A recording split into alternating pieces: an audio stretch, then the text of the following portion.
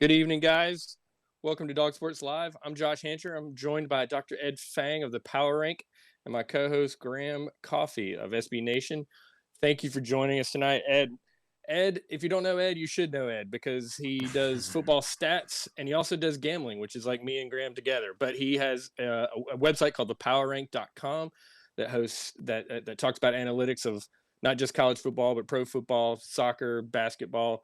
He also hosts the Football Analytics podcast and gives out tons of information. He literally wrote the book on how to win your NCAA bracket pool. So check that out on Amazon next spring when you get into March Madness. Ed, welcome. Thank you for joining us. Thanks so much for having me. Excited to be here.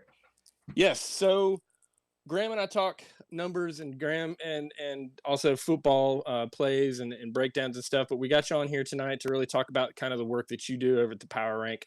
And so my thing is I collect numbers. I just show numbers. I tell people what these numbers mean, but I don't do that big next leap forward in terms of modeling and using algorithms to really crunch numbers, and also instead of just talk about numbers, actually sort of project and anticipate numbers and the games of what's going to happen. So tell us what you can share about your method and what you can share with our guys. Yeah, I mean, so you talked about how you take data, and I think that's actually really, really interesting because I've just been doing that with betting on the Olympics recently. So I actually had no predictive models for any of that. I'm actually kind of a track fan, and I used some data, and I did all right. I wish I could have done a little bit better. But with what I'm an expert at with football analytics is, I take the data and I take it a little further. So you have useful metrics like margin of victory, and this is how the Power Rank first got started. And just raw margin of victory is a very good thing to look at. It's actually pretty predictive, and some of my former research showed that was actually better at predicting games than something mathematically sophisticated like the Collie matrix, which only used wins and losses in its calculation. But what I essentially do is I take margin of victory and I adjust for strength of schedule. And the details are complicated. It comes from some of my research that I did when I was working on my PhD at Stanford. But I take margin of victory, I adjust for strength of schedule. And so it accounts for the fact that Georgia plays in the SEC. And that's a much more difficult schedule than a team playing in the Sun Belt. And this is something you need to adjust for, especially in college football, especially in college basketball. I also do some pretty good international soccer as well. It's less important in the NFL, although I would argue it is still necessary in order to have really good numbers. So, yeah, I mean, that's the most important thing I do, and that's the most important aspect of my analysis. It all started with margin of victory all the way back in 2008. That's how I first got into that's why my site is called the Power Rank, because I was doing these power rankings based on margin of victory, adjusted for strength of schedule. Things have really evolved over the last decade. So now I look at a variety of different metrics. And I mean, honestly, the variety of different metrics and how they are combined is really kind of the secret sauce of what I do in terms of predictions going forward. I can't just use margin of victory, adjust for schedule, and be a winner in this day and age. So why are you talking about winner? What is winner in the vol? And you're probably betting at a volume, or professional bettors are betting at a volume. So what numbers do you want to hit as to be a winner? 55, 54%? Is that what your goal is? I mean, obviously the goal is 100%, but realistically speaking. Yeah, no, we want to be reasonable. I mean, I think anything over 52.4%, is, if you're betting at minus 110, is the goal, and you're going to be winning there. Winning at betting is going to be a combination of both the analytics that I do and also subjective analysis on top of that. I do not recommend that you just look at my numbers and go make bets, because that's not what I do, and I don't really think that is a good idea, especially for markets that are as hard as college football. You're just adding another data point to folks. And I mean, obviously the people that we're talking to are recreational bettors too. So they're going to be betting on the teams that they're interested in. And I think your insight and your weekly newsletter that you can get from Ed is pretty great, because it comes down, a lot of stuff I talk about is EPA and success rate. I mean, he's just giving you Georgia's 1.4 better than Notre Dame. I know that number stuck out at me back in 2018 when Georgia played Notre Dame at home. And Georgia came in with a high success rate running the ball, and Notre Dame was giving up a lot of plays on the ground. But it was a 6.5 point spread, and you had that much closer to a 2 point game. And it was a 6 point game, but it was a much closer game than that score indicated. It went down to the last play. Graham, jump in here. You got something? I know you do. Well, I am curious. A couple of things. I guess one would be with your. So you kind of stressed how you look at margin of victory. When you're doing that, is there any filtering out of garbage time? Is there any point where that margin becomes redundant? I guess would be the question I would ask, if that's not giving away too much secret sauce. Yeah. So my approach with that is that my method strongly kind of deweights the outliers. So for example, you're going to get a lot more credit for beating. Okay, so you're playing a team of equal strength and you beat them by 10. So the difference between like a tie game and beating them by 10, that means a lot more than beating a really bad team by 60 instead of 50. Gotcha. Okay. And so that's kind of what I was curious about. Yeah, and so this was this is really important in college football, obviously, because you do have the blowouts, and we remember the entire BCS stuff about not wanting to run up the score, and so you can't use margin of victory, and that was crock of poop. Yeah, exactly. But when I first developed the method, I wasn't really thinking about that, right? I wasn't thinking about deweighting these blowouts or anything like that. And so I started running the numbers, and I ran NFL numbers first. And there was a game in which New England beat Tennessee 59-0. And it was like the 6th game of the season. And it was like the first year I was running it. And I was like, oh no, what is that going to do? Right? Like, what is that going to do to my power ranking numbers that I'm trying to, put out there to my friends and trying to convince them this is worth looking at? And that's when I discovered, New England only went up a point. So there was a strong sense of diminishing returns with that win. And so that's when I knew that was one of the key attributes to the methods that I was doing. Gotcha.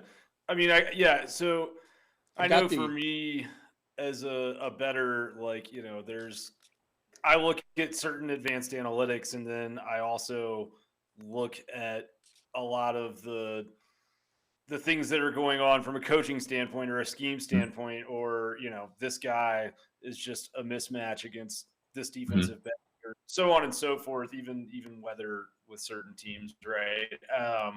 So, I guess on your end, when you're talking about some of those variables that you kind of apply into the numbers after looking at the numbers, is that the type of stuff you're looking at, is just kind of your own knowledge of programs? And Yeah, absolutely. You want to look at, certainly things like injuries, right? And not all injuries are equal. If you lose your top cornerback, that's way more important than losing your top linebacker or your top run-stuffing defensive tackle, more so in the NFL. But the same thing applies to college football, as Nick Saban taught us last year about how college football is becoming more and more like the NFL, where passing dominates. You need a really good passing offense. You want to understand things like the upside of teams, right? You want to understand the difference between what Stetson Bennett gives you and what JT Daniels gives you. And I'll have a lot of questions for you guys about that a little bit later in the show when we get to the Georgia specific aspect of it. But, there's a different ceiling there. So the numbers, and part of this is you just have to remember that the numbers are only a noisy estimator of what the true strength of a team is, what the true strength of a pass offense is. And so you can use this kind of analysis, knowledge of programs, recruiting rankings, whatever, to assign ceilings, high ceilings, high floor for these guys. And those things I think are really all important. And those are the type of things I look at. Okay, so I had your power rank from last season. I'm going to put it back up here, and you had obviously Alabama was the number. Let's see here, power rank number 1. Okay, Alabama was the number 1 team on your, and so that was against an average team. I know last year being COVID 2020 and 20 was hard. What is an average team? And when we're looking at, if you go click on your site and you say, okay, what's an average team? And can you tell us, I mean, without giving away too much away, sort of what, is it just you aggregate all the scores and that? Yeah, tell me a little bit about that if you can. Yeah, I mean, the average team is, I mean, the simplest way, and I'm pretty sure is at worst a very good approximation to it, is just the average rating overall, 130 FBS teams. And so that's kind of the baseline that I'm looking at. If you look at my preseason numbers right now, you have a range between Alabama, I think they're 32, 33 points better than an average FBS team. They're going to be number one. To Massachusetts, that's minus 35 or 36 points worse right. than an average FBS team. And yeah, so everything kind of goes beyond that. Every team has a rating. And then when you subtract the ratings of two teams, you're going to get a predicted point spread at a neutral site. You can add in your, what am I using? 2.4 points for college football this year, expecting essentially full stadiums. Okay. I'll use 2.4 points. That's changed over the last couple of years. So add that to the home team, and that's the basics behind how I do a prediction. Okay, so in my time on betting podcasts, you hear a lot about priors. Or how you're weighing in previous seasons and sort of kind of the Bill Connolly thing of recruiting and that sort of info as well, right? Yeah.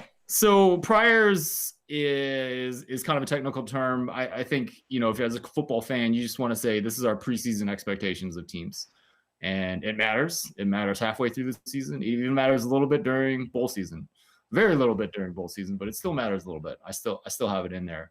And I've got your adjusted or your opponent adjusted ranks for the defense last year. Georgia was, now you are using success rate in this formula, right?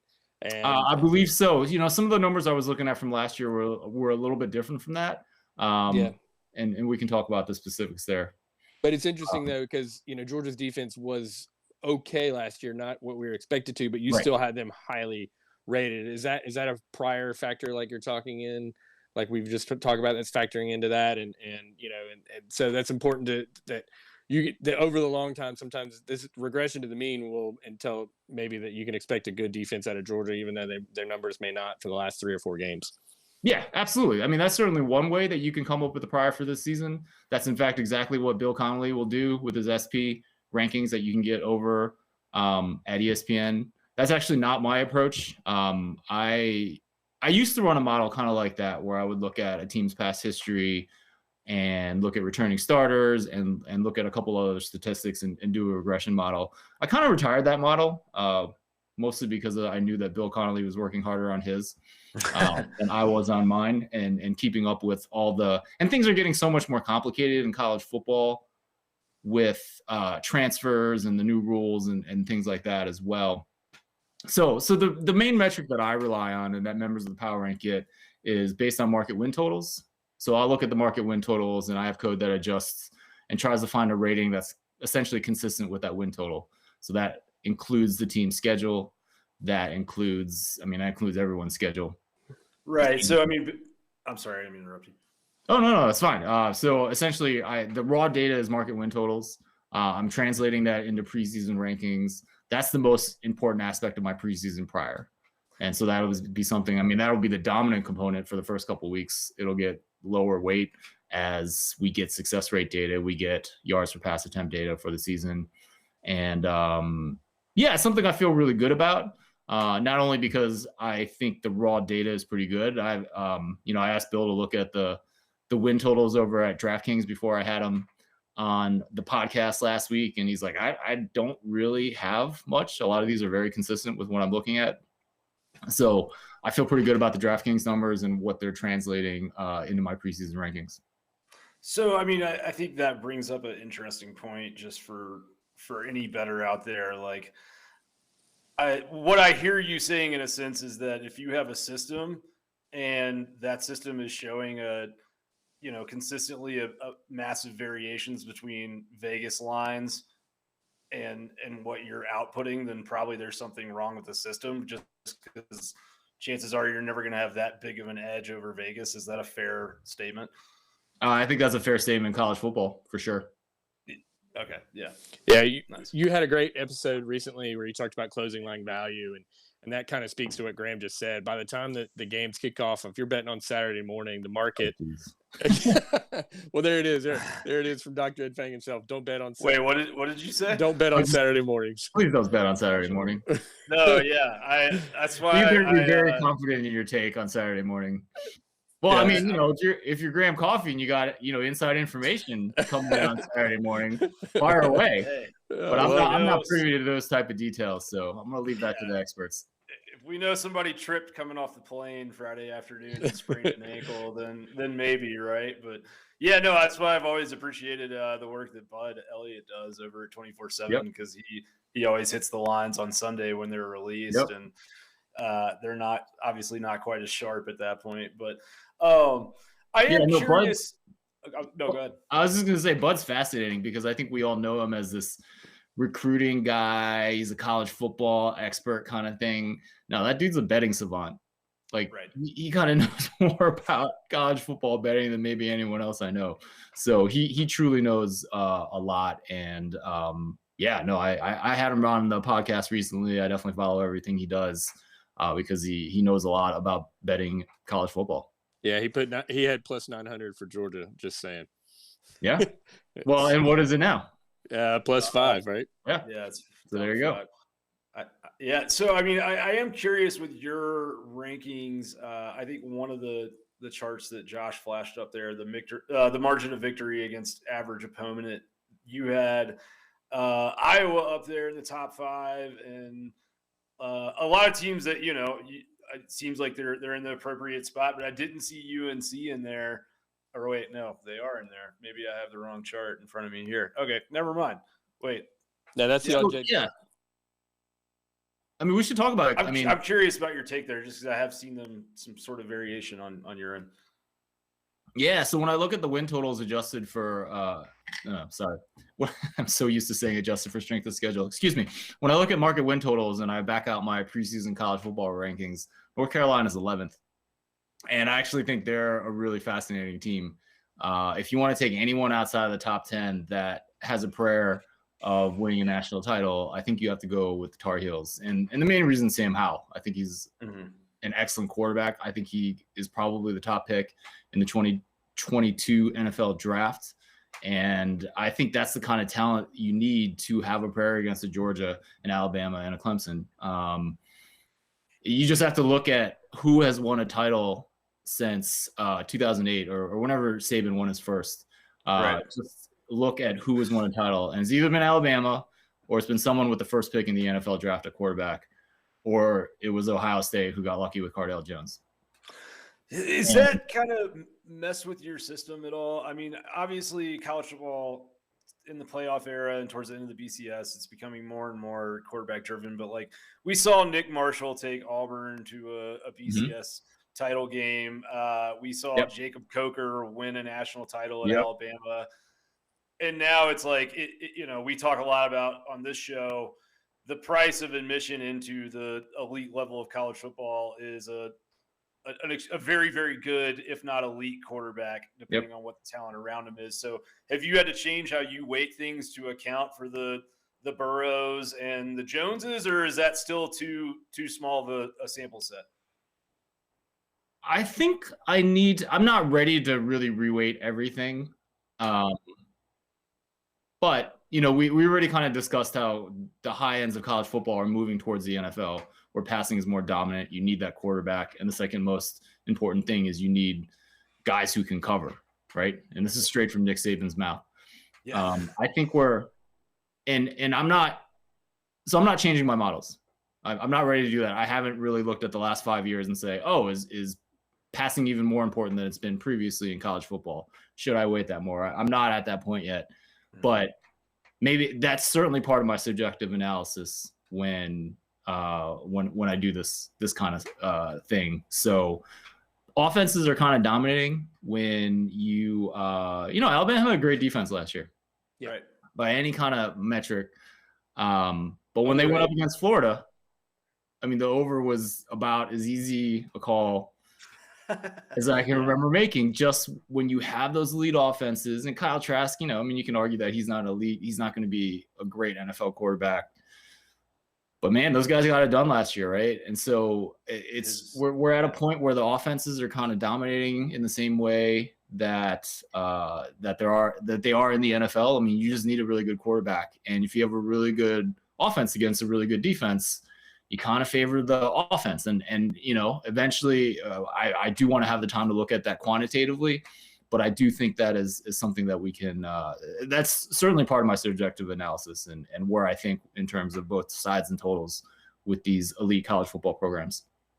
So along those lines with Sam Howell, he's not returning with not as returning as much playing time, but Spencer Rattler in Oklahoma is another one of those that they're not outside the top 10. They're probably number 3 or 4. What are your thoughts on that? I mean, I think their win total is 11, so it's pretty high up there. Are you showing the same thing in terms of your numbers? Yeah. So, I mean, my numbers certainly like Oklahoma more. So in these market-driven preseason numbers, they're third, and so Oklahoma is certainly kind of the first competitor after the top 2 dogs in Alabama and Clemson. But on the other hand, I like what I see from Sam Howell a lot more than what I've seen from Rattler. And I mean, I do have faith in North Carolina. Their pass defense, when I look at adjusted success rate last year, was pretty high. I don't know exactly the number, but they were at least the top 25 unit. Struggled with some injuries, are getting a lot of guys back. And from some of my readings about that defense, it seems like they got a lot of blue chip recruits coming in on the defensive line. So it seems like they do have a lot of, it's if you get a little bit lucky with injuries and a bunch of guys that come through, you can see that defense maybe being a top 15 type unit. And then all of a sudden, you have a team that's at least not going to get blown out in the ACC championship game against Clemson. And I mean, that would be great for college football, right? Maybe an exciting championship game. So yeah, North Carolina is definitely the team that I'm looking at that I find most intriguing. And I appreciate you asking me about that. That will definitely be coming up in a preview series I'll be doing on my podcast a little bit later this August. So speaking of Clemson, obviously Georgia has the big opening game with Clemson, and I've been watching back Clemson games from last season and specifically digging really deep into that Notre Dame game because that's really the only time we got to see DJ. But I'm just kind of curious, what's your take on them? Because they lose Lawrence, they lose ETN, they lose a lot of production. But it sounds like you have them still number 2 in the preseason. Yeah. I mean, first, I love the fact that Georgia is going into Death Valley in game 1. I think that's a neutral game. It's Charlotte. Oh, is it? Yes. Yeah. Oh, is it? Yeah, it's in Charlotte. Oh, good. So I was about to tell you that I have Clemson by 4.5 points, but I should double check that I have that right checked as a neutral site game. But anyways, it's great. It's great for the sport, right? Yeah. Mm-hmm. I mean, this is just, it gets your it gets your juices flowing that first weekend, and I think that's awesome. Honestly, like, would I pick Georgia to win the game at this point? No, right? I mean, Clemson, it has been one of those marquee programs. We saw enough from DJ to think that he's going to be a pretty decent quarterback. Mm-hmm. I mean, I think maybe JT Daniels has a higher ceiling. Well, we'll see. Time will tell. But yeah, I mean, but you have, for a Georgia program, you have a chance to make a big time statement and to say that this is your year to challenge for the national title in week 1. And, Clemson's been so dominant and they've been really good, but they go through that ACC schedule and you kind of don't find out how good their secondary is until you meet a good team like an Ohio State that has elite receivers, and that they didn't really pass that test last year. Well, it was interesting when I had your numbers up there. You had Clemson as a 25-point favorite, and in Ohio State, even on a small sample size of 7 games, you had them at 34. So that blowout, according to your stats, was not surprising. So you were kind of spot on there at the end of the year last year. Yeah, sure. Thanks. I appreciate that. I'm trying to remember. Like, I think I had Ohio State spread wise, but I don't think it was like huge. Do you have? Yeah, I got that up here. Let me see if I can. While he's looking for that, I'm curious, and I know we're talking about college football, but who did you have to win the Super Bowl? Did you see that coming with Tampa Bay and the defensive line just taking over that game? No, I mean, I had Kansas City, but I had Kansas City winning the game. I think it was 1.5. But no, I bet on Kansas City too. I was just curious, just because the Georgia Clemson game is a game to me that feels like, all things being equal, 3.5 is probably very close to, if not the right number, where it is right now. But I do think that there is a decent chance, or maybe not decent, but there is a chance out there that Georgia's front seven is just so good that it kind of wrecks everything else, and none of these other things can get rolling on the Clemson side of things. So I don't know. It just kind of, the last time I saw that happen on a football field was the Super Bowl. And it's going to be one of those fascinating things. And it's obviously impossible for us to predict in this moment, but I do think there's a possibility of that happening, but I don't know how you really account for that. Yeah. So you're pretty high on the Georgia front seven in the defense. Yeah. I mean, that's the secondary, I think, is going to be good, but not great, especially week one. But I think that front seven may just make up for it to the point where there's not often enough time to exploit that. Yeah. Well, if Ed, I've got on the power rank from 2020, you had Ohio State at margin victory at 35.47. You had Clemson at 24.5. So I know. So if we're looking at that, that's not a 10-point head-to-head game, right? You're doing some sort of adjustment there. Well, and I also believe probably what you're looking at is after that game.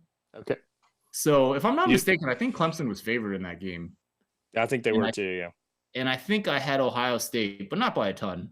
Yeah. So the numbers certainly thought Ohio State could hang in there. I guess what I'm saying is I didn't really expect the massive margin of victory. I thought Ohio State could win. I think it would have been reasonable to make them the favorite, but not by a ton. And it just worked out. It worked out that way. Come on, man. We're trying to make you look good here. Just play into it. Well, we want to set unrealistic expectations. All right, but before we turn over, because I think you wanted to ask us some questions, I wanted to just talk about again that Ed hosts the PowerRank.com. You can go there. You get a free newsletter every week with NFL and college football predictions, and sort of talks about it's super informative.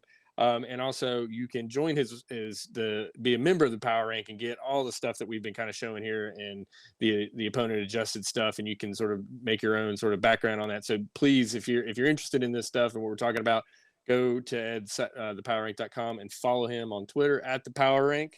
I think he's definitely in line with a lot of what we talk about, and it's really good info. So, Ed, do you want to ask us some questions before we wrap up the show with some non-football stuff? Absolutely. So, why did JT Daniels start his first game so late in the season last year? What's the inside scoop? I mean, I think that there's a difference between being cleared for contact and ready for contact. Okay. I mean, he had another surgery in January to clean up that knee, right? And so I don't think he was ever really playing on two good legs at any point last year. But January 2021, he had another surgery. Right. Yeah. He had a second surgery after the Peach Bowl against Cincinnati.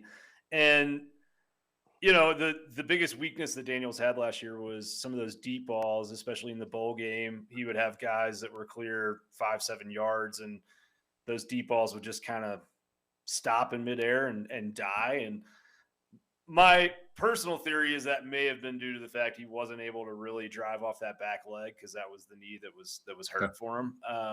So I'm hoping that you see better deep ball accuracy from him this season. I think we did see really only one deep throw from him, true deep throw in the spring game, but it did look better.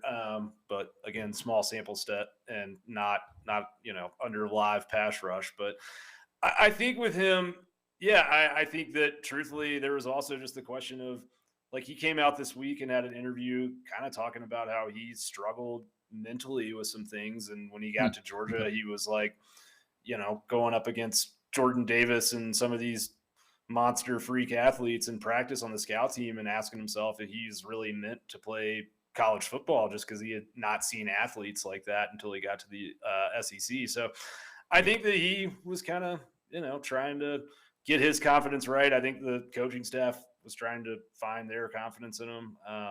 But like, especially after they lost that Alabama game, it's just, if you're not 100% sure that he's ready to go, why put him out there and risk it, especially when your season's probably already sunk? But that's my own kind of theory on it. Stetson Bennett had a great game against Auburn, and there was I think there was definitely Kirby Smart saying, if the guy's not absolutely 100% sure, and Stetson's given us, all he's got, I think that, there may have been a reluctance to change gears, that early in the season too. But once the Florida game was over, it was clear that let's start prepping for next year. And that's where JT came in after a couple weeks, a week off of after I think it was actually 2 weeks off, because I think South Carolina, one of the games got postponed or something. So he had plenty of time to get in the offense. And yeah, he looked great. That's why we're excited.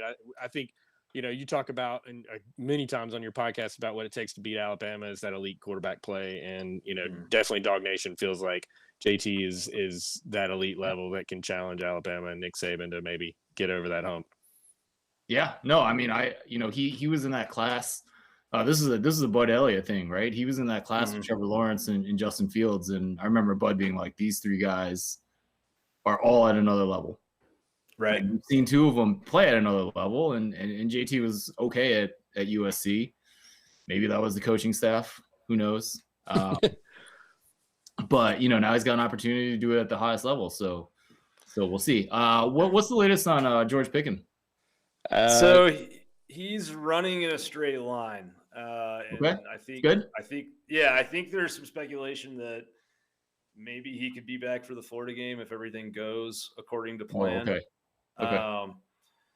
There was a guy, Devod Wilson, who's not a big name or anything like that. He ended up transferring out of the program, but he was a defensive back a couple years ago at Georgia that tore his ACL, very similar injury, in spring practice, and was back, full contact by mid-October. So all these guys, a lot of it's more mental than physical in some cases, when it comes to actually getting back on the field. But there's been a lot of people that think that he might leave the program and just go to the NFL and not risk his draft stock. But the things that I'm hearing, and the things that the people that know more than I do, the things that they're hearing, seems to be like he's engaged. And if Georgia's rolling into that Florida game undefeated or with one loss, I think you will see him back on the field towards the last third of the season. Or if we see Jamar Chase stink and Penei Sewell stink and who else missed all of last season that got drafted really high? Oh man, yeah, that's true. So these guys are going to start their NFL careers, and I think a lot of those guys are going to start, and we'll see. Right. I think back to Michigan, Jalen Mayfield, that the tackle was, slated to be a first-round pick, had done a really good job against Chase Young, and then got hurt, So you can't question. There's a lot that goes on there. Yeah, I have a hard time. I mean, you want to cheer for your school and cheer for your team, but it's like these guys are making, 5-10-year decisions with their bodies and stuff. So it's hard to question, especially in terms of a meaningless bowl game. But that might be a podcast for another day. Yeah. All right, you brought up Michigan, and is that your alma mater and team, or just your team? And what can we expect from the Wolverines this year? Yeah, so they're my team. I live here in Ann Arbor. Almost can't not be my team, but I do enjoy following the program. It's been an interesting story. People around here are kind of down after what happened last year. 2-4 season. Obviously not a lot to they didn't play well. Penn State also had a pretty bad record for a while, but they were more of the unlucky type, right? Should have had a couple more wins than they actually did. Michigan just looked bad. I'm a little bit more optimistic, and I think we saw some good things with the skill position players that they're putting out there. You're seeing a lot of speed and quickness that we haven't seen with this program before. I think they have some some pretty good shots at the quarterback position, both in terms of Bowman, the transfer that's coming in, and some of the other guys, and then a freshman that could be really good. So I think they're going to be okay at the quarterback position. And then it really matters how that defense bounces back. So they were just miserable last year. It looked like they didn't have any talent and they hadn't practiced. So, they get Aiden Hutchinson back, who is an outside contender to be Big Ten Defensive Player of the Year. You need him.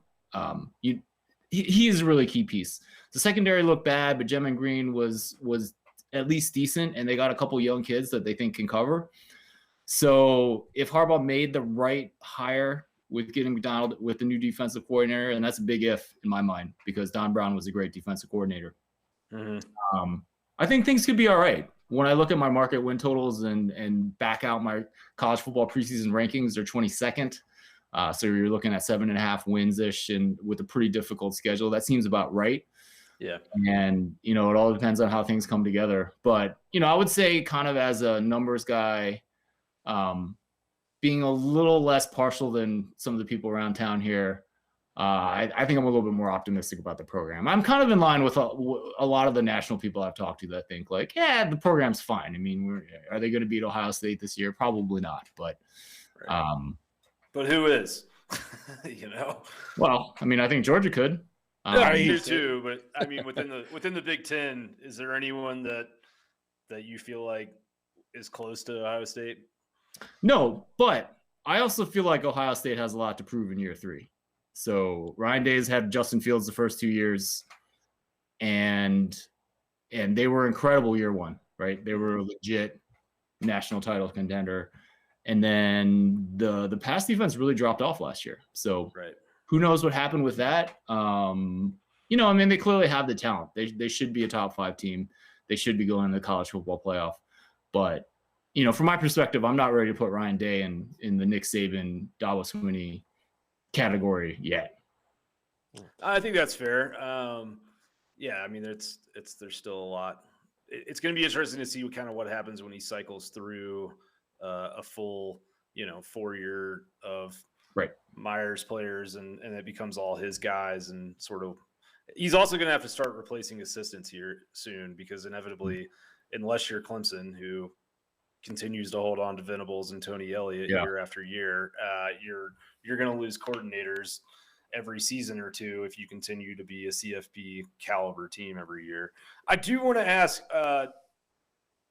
just because we've had a lot of internal debate here on our show about it, what's your feeling on LSU this year? Because I'm like, if you're telling me you got a team that's like top 5 in blue chip ratio, and I can get them at 8 wins, that seems like a really good bargain. Yeah, I don't know. I don't know if I want to publicly talk about. Okay, no worries. No. I'm completely joking. Again, it's this thing where like a coach. Okay, so SEC coach in the SEC West takes over a talented program, gets a once in a lifetime quarterback, wins the national title, and then has a bad year the next year. Right? This is not the first time we've heard this story. Ding, ding. Gene Chizik, and he was out 2 years later. Right. So, I'm not saying that's going to happen to Coach O, but you're not convinced. You're not convinced, huh? Oh no. I'm not. I mean, again, it's the same thing. Right? Like Clay Helton had Sam Darnold for 2 years. That makes the coach look pretty good. I mean, it hasn't, things aren't peachy out there. You guys have already mentioned with how JP Daniels talked about the talent level he was seeing on the other side of the ball when he came to Georgia. But, I mean, maybe this is an analytic size in terms of just thinking about a bigger sample, like thinking about coaches over more than just, one great player. And, Coach O doesn't have Dave Aranda either. Yeah. So or Joe Brady. Yeah. Or Joe Brady. But losing Bo Pelini is like gaining 2 good coaches. So that's very true. So, yeah, I was just looking. So I got LSU 13th, and it's like, that's I feel like at best, like it's a high variance team. You can imagine many different outcomes. Would it shock me that they're under 500 and, the 40th best team when I look at numbers at the end of the year? No. Would it shock you if they are in Atlanta playing in the SEC championship game in December? Maybe, well, yeah, but Alabama's replacing a quarterback too. You have a new regime in Auburn. Yeah, no, I guess not. So that's the tough. Yeah, that's what we've been talking about. There's A&M, A&M, Alabama are replacing quarterbacks as well. So yeah, So watch out for Ole Miss is what we're saying. Yeah, 100% vaccinated. We heard that today.